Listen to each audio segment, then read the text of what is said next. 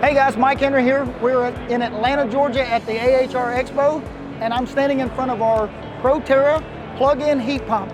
And when I say plug-in, I literally mean plug-in. So this is a heat pump, a true heat pump water heater. It utilizes the heat pump as a heat source for the water, but it has no heating elements.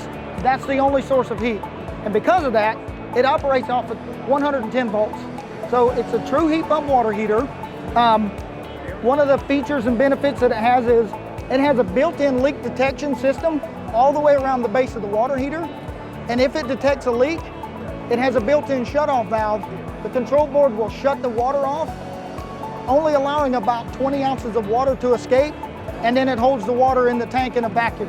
So you've got a leak detection system and a shut-off valve built into the controller.